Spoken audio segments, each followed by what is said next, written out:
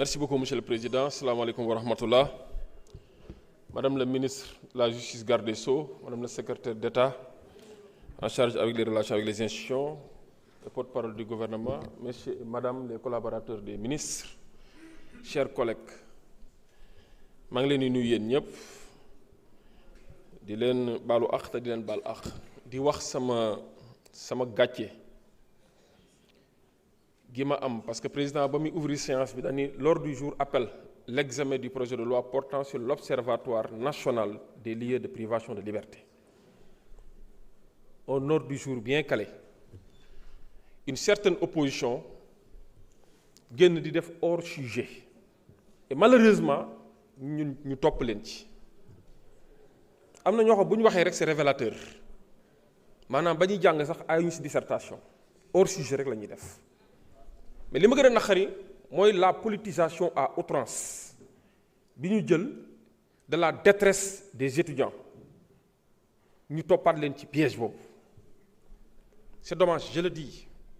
ñeneen ñi nag de mauvaise foi manifeste et manifester dem di dugg ci ay régionalisme ak ay ethnicisation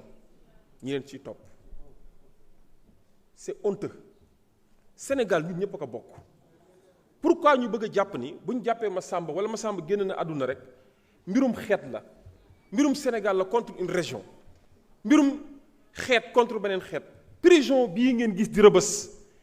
ñaata doomu Fatick ñoo fi nekk te déggoo waa Fatick ne dañuy xeex waa Fatick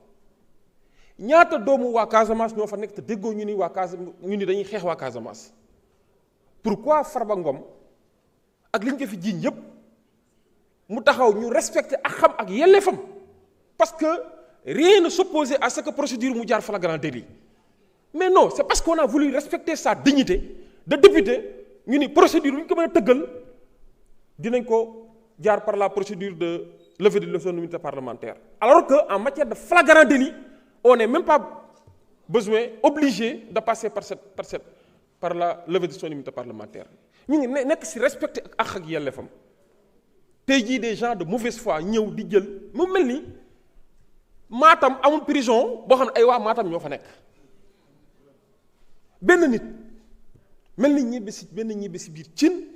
bëgg a yëngal réew mi te amul fit bi amul taxawaay bi amul xam-xam bi amul bëgg réew mi amul patriotisme bi tey ñu bëgg mu ñëw di capter suñuy attention bu ñu tombé dans le piège.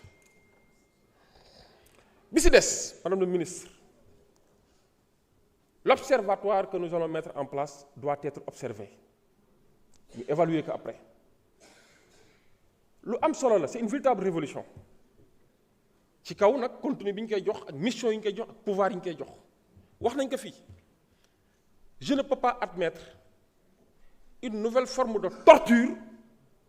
dans les lieux de garde à vue mais naka ngay mën a jëlee kilifa ñu ni diw nee na dalaa porter plainte ñu fekk la sa kër nee na coppet yóbbu ci karo ngay fanaan ci kilifa alors que vous êtes présumé innocent mais dinañ la fanaan loo ci karaw ñu naan déet nga dem prison ñu futti la am na ñu ko wax léegi jëf la yaramu neen ay xale yi ndaw di la sëggaloo di la sëqatloo di laal sa ñaari waay yàlla ngeen baal ma ci kàddu gi dañ koy wax sa ñaari xuur la ñuy laal di ko bës dañ ko waxta dee loolu dafa war a jeex loolu toroxal doomu aadama la bafouer la dignité humaine la te da ngay dem tribunal ñu juger la ne la defoo dara bala ba ñibbi sa kër traumatisme nga fay yóbbu ton amour propre est blessé loolu dañ cee war a wax te et puis nañu observer nañu gën a renforcer les prérogatives députés yi incha allah dinañ def tournée mais xam nga ñu tamit mënuñoo dëkk ci biir prison yi am nañ yeneen responsabilité ñu fexe ba nga observateur bi mën a liggéey bu am solo bu mucc ayib. bu ñu amee ay sanctions yu ñu war a appliquer ñu appliquer ko auteurs yi ñu traduire leen bu dee ay sanctions disciplinaires dem ci radiation na am parce que la dignité humaine est sacrée. La surpopulation carcérale prison bu war a am téeméeri nit ñu yóbbu juróom-ñetti téeméeri nit loolu lañ ci wax loolu moo gën a prioritaire ñu bàyyi hors sujet yi problème des grâces madame le ministre yi ñuy exclure ci ay infractions ñu mënta bénéficier ci grâce dañoo bëri.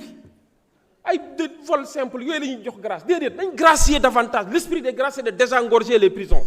Merci beaucoup. Honorable Aïb Daffé, vous avez la parole. Dernier orateur.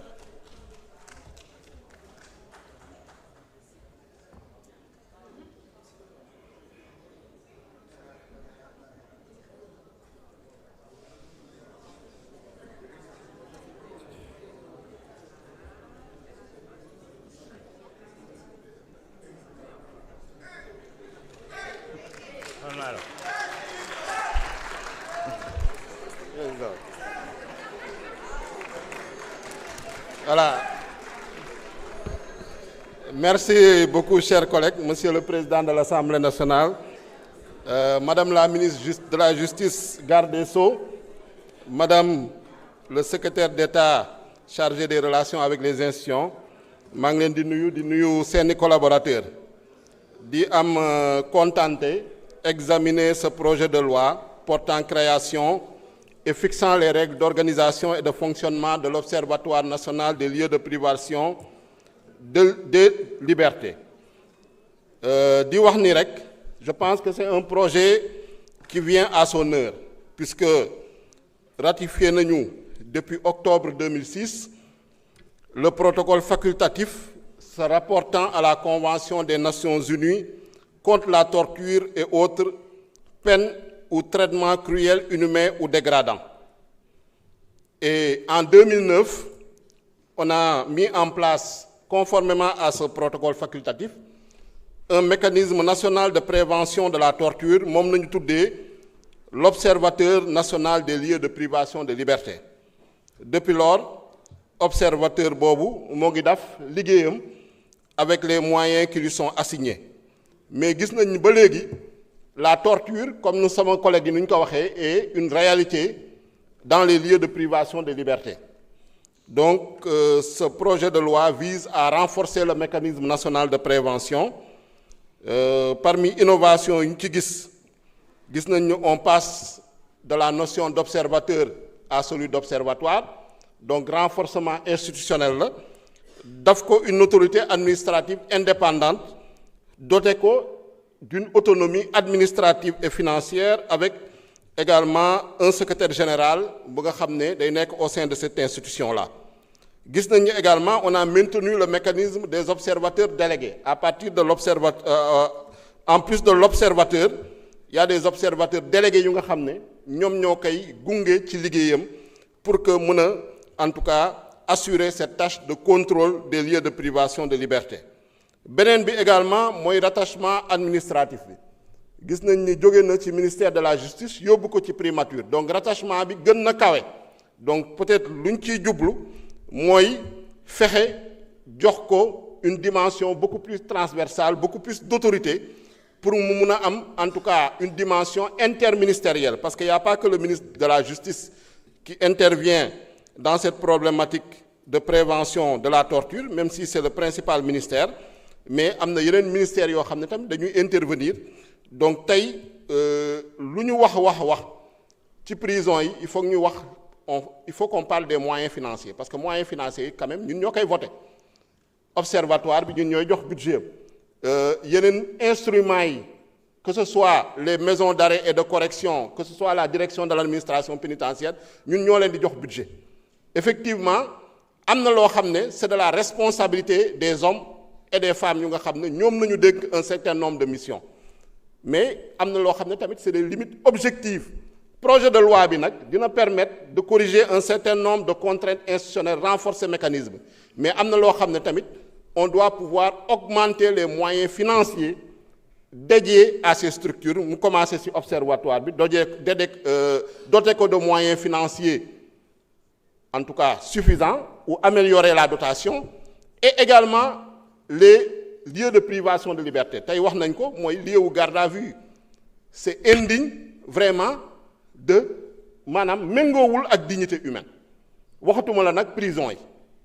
nit dañ koy yóbbu garde à vue day yàkkamti dem prison tellement garde à vue bi day metti.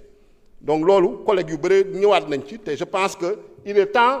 qu'on améliore en tout cas ces lieux de privation de liberté, notamment les salles de garde à vue et ainsi que les prisons.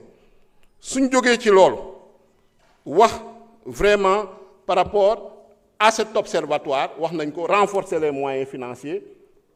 également que les rapports également soient suivis d'effet parce que am nañ ci lu bees loo xam ne léegi rapport bi du yem rek ci exécutif dañ koy jébbal au président de l'Assemblée nationale su boobaa tamit la commission des lois daf liggéeyam daf ay visites xool ndax les mesures qui sont dans les rapports sont suivies d'effet loolu daal nañ ci bëggoon wax di leen encourager ci liggéey bi par rapport au décès de l'étudiant Ablaye Ba comme ni ñu ko waxee dans notre communiqué du groupe parlementaire ñoo ngi koy jaale Sénégal gi yëpp di ko jaale la communauté universitaire ubbi ngeen ay enquêtes am nañu vraiment yaakaar ni enquêtes yooyu rapidement dina déboucher sur des conclusions ñu déterminer les circonstances de ce drame-là et que les responsabilités soient situées. Je vous remercie. Merci beaucoup, mes chers collègues. Je vais suspendre pour 20 minutes à la demande du gouvernement.